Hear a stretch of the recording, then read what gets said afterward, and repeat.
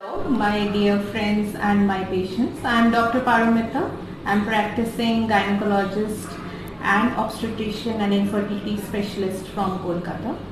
I'll be sharing a few information highlighting the important points regarding COVID-19 and pregnancy.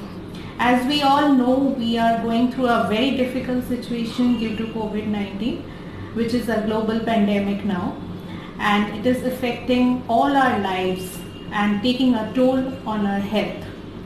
Now, coming to statistics, as of today, that is on 28th of April, more than 3 million individuals are affected all worldwide. More than 2 lakh people have already succumbed to this disease. The situation in India is no different than other countries. More than 29,000 people are already affected and more than 900 deaths are reported till date. Now, COVID-19 also affects pregnant patients. As we all know, the reports which we are getting from China, Europe and US, pregnant patient falls under vulnerable group, but the data which we have seen shows that the pregnant patients do not contract the disease more than the general population. So this is a good news for everybody. There are few high-risk patients, especially the ones who are elderly, who are having uncontrolled diabetes, who are having heart disease, sickle cell anemia, chronic lung disease including asthma, or the patients who are already immunocompromised or on any immunosuppressed drug. This category of patients needs to be more vigilant. Now, coming to spread, as we all know, coronavirus spreads either directly, like if you are coming in contact with an infected person within 2 meters and for a prolonged period of time, then the respiratory droplets which can come out either by talking or by sneezing or coughing can spread, and it can enter into our eyes, our nose and our mouth and then percolate into our respiratory tract. In this way we can contract the virus, and the individuals who can infect us can be symptomatic as well as asymptomatic. Now, as we all are aware that asymptomatic carriers are also being seen in our society. Now, the spread can also spread through indirect route, like if we touch any surface or object which are already contaminated with the virus-laden particles, and after touching those surfaces, if we touch our eyes, our nose and our mouth, then we can contract the virus. This is known as fomite transmission. Now, after transmission, we should know about the symptoms, like what symptoms we may encounter. As I said earlier, like many patients may be asymptomatic, like he or she don't even know that they are carrying the virus, or the patient may show some mild symptoms like he or she can have sore throat, cough, fever, headache, loss of smell. The majority of patients have mild symptoms, but few cases, like whatever we have seen all throughout the world, like 5% of patients face respiratory difficulty, and this 5% can progress to the critical stage and might need ventilatory support. So these patients definitely need urgent hospital care. Now, after that, we also must know what the general precautions the pregnant females must follow. As we all know, we all throughout the world, many countries are practicing lockdown. We must stay indoors in our home, and we must follow social distancing norms, and even self-isolation must be practiced. We must avoid touching our face. We must not touch our eyes, nose and our mouth repeatedly. and we should wash our hands thoroughly with soap and water at least for 20 seconds. An alcohol based hand rub can also do that work. Now we must build our immunity, like we must take plenty of vegetables, fruits. Pregnant patients should include high protein diet. Apart from diet, we must also emphasize on our mental health. The patients must do some form of exercise, like they can do yoga, pranayam, breathing exercise, or they can walk in their house. They must not see very disturbing news at present, and every patient should keep calm and don't panic. We must all use face mask, and the face should be covered from nose to chin. It should be tightly snugged. Whenever you visit hospital or clinic, a face mask is mandatory, and if possible, wear gloves. Take proper medicines as prescribed by a doctor. Don't self-medicate. And as I was also talking about mental health, do practice meditation, because this will help a lot. Is your hospital visit, as far as possible, teleconsult with your doctor. All doctors are open for teleconsultation, and definitely we will help you out. If any patients have fever, cough, sore throat, flu-like illness, or breathing difficulty, then she must immediately report to doctor. And if the doctor feels like she needs a COVID-19 test, then proceed for it. Don't worry, don't panic, because I've already mentioned majority of patients have mild symptoms and gradually it passes off within 3 to 4 days. Now, coming to pregnancy care as a whole, the patients who have recently conceived, many patients ask, like, is it the right time to conceive? My answer would be, there is no right time, no wrong time, so don't worry. Just stay calm, don't panic, teleconsult your doctor, and if you are in first trimester, start folic acid and whatever medicines the doctors prescribes, then follow that. Many patients become anxious, like they fear whether the virus will cause any pregnancy loss or any defect in the baby.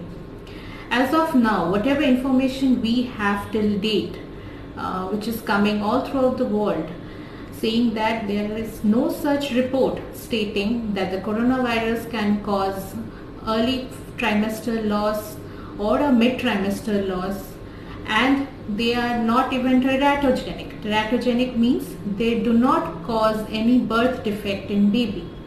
So the information what we have is still encouraging. But since coronavirus, what we are seeing is a new strain of virus, more information needs to be collected, and we will keep you updated, or you may ask your doctor regarding the same. Now, many patients have another question, like how many visits we must have in our whole pregnancy period. There are some visits or appointments or ultrasound which you cannot avoid at all. The first one being from 11 to 13 weeks, where the baby has been evaluated for genetic screening, like the patient falls under low risk category or a high risk category. So this is an important scan which needs to be done. And if any patient by mistake or by any chance misses this scan, can go for quadruple marker. Now the second scan, which is scheduled from 18 to 23 weeks, is known as anatomy scan or a level 2 scan. This is also an important scan which needs to be done. Apart from this 2 scan, the growth scan, which are at 28 weeks, 32, 34 and 36 weeks, those scans can be minimalized by 1 or 2, but as advised by your doctor only, because there are few high risk patients, like the patients who are having hypertension, who are having uncontrolled diabetes, or who are having any chronic medical condition, or the baby is not growing well. Those patients need to be evaluated frequently and need to follow the advice which their doctor prescribes. But if any patient has symptoms like, as I've already mentioned, fever, cough, sore throat or flu-like illness, those patients, if they somehow miss those scans, I must say they shouldn't attend the clinic. They should self-isolate or go to a COVID designated hospital, and they must contact their doctor and postpone these visits by 7 to 14 days. Now coming to vaccination, do we have any vaccine? You must be aware, like this is a hot topic now. We don't have any vaccine against coronavirus right now. We are working on it and all the people will be informed regarding it. But the routine ones, that is tetanus injection, 2 doses at 4 weeks interval, should be given to all pregnant patients.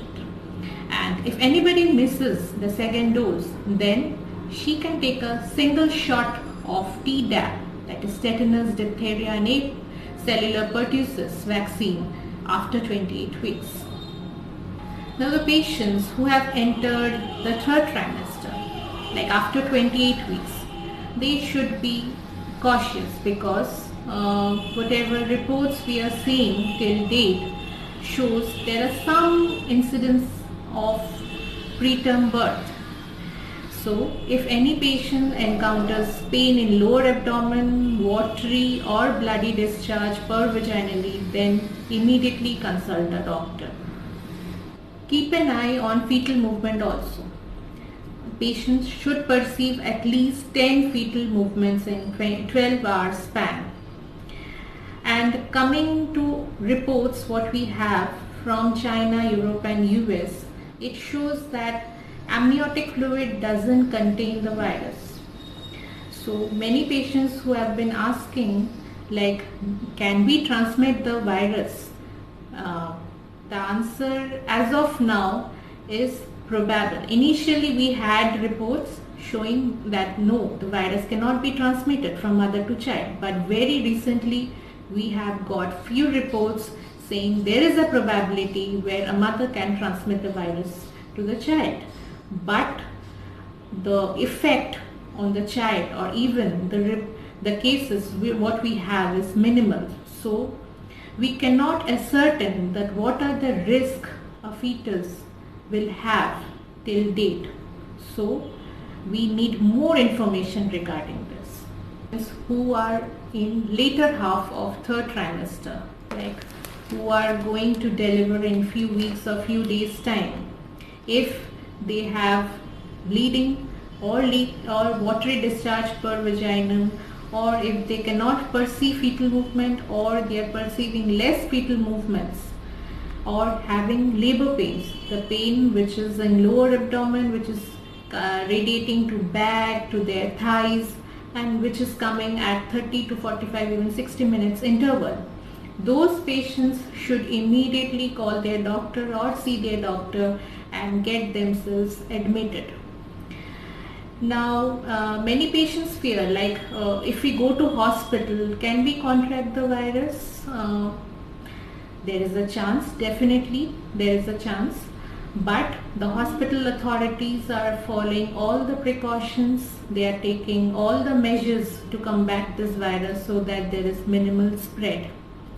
Now coming to mode of delivery, there is no consensus as of now that vaginal delivery or elective cesarean is superior over one another.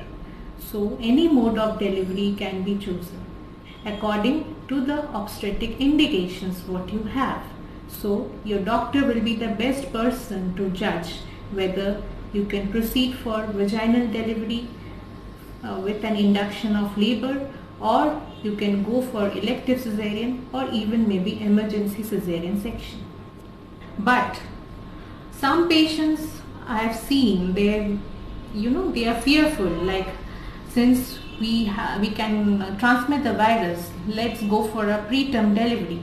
There's a word of caution, like, don't go for preterm delivery just for this fear, because preterm births can do more harm. Preterm babies have more complications than a normal term healthy baby. So don't fall into this trap. Don't have this misconception like preterm delivery will save you. Now, after delivery, the postnatal period is also very important. We all have minimal information or fake information, like we can transmit the virus through breast milk. Whatever data we have, whatever experts are saying, as of today, we know that no virus has been extracted from breast milk. So don't worry, breastfeed your child, because breastfeeding has more advantages, has more benefits than actually the risk of transmission of virus. But the transmission of virus is not through breast milk. It can happen due to close contact of mother and the child.